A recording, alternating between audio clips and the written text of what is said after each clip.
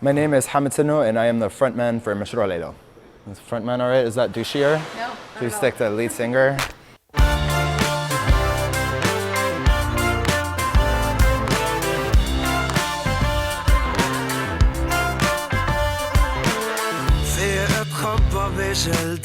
When I was growing up in Beirut, there really was no mention of homosexuality in a way that made it okay for me. And I struggled for a really long time with that, and just trying to accept myself and not thinking that I deserve to essentially be thrown off a building, right?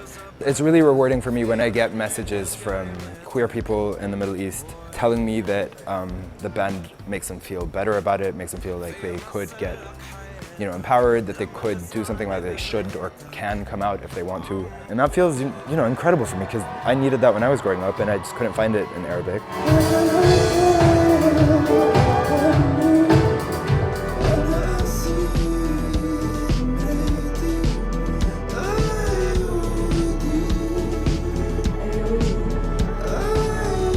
I feel like the amount of aggression directed at the Arab community and the Muslim community in the US at this point is much more frightening, actually, than the kind of aggression that is addressed towards the LGBT community in Lebanon.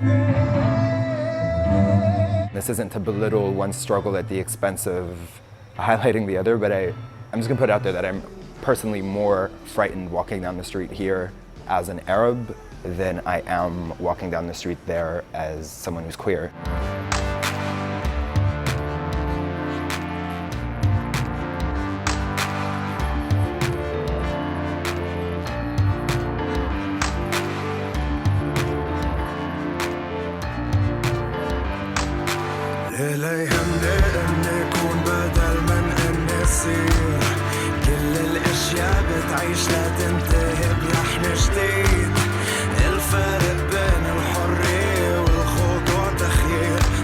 The stuff that ends up making us want to write is stuff that relates to sort of social criticism and politics, and gender and sexuality is like a really big deal for me, so I tend to constantly write about that. Queer critique of a lot of things does open the floor for the possibility of completely renegotiating society as we know it on so many levels.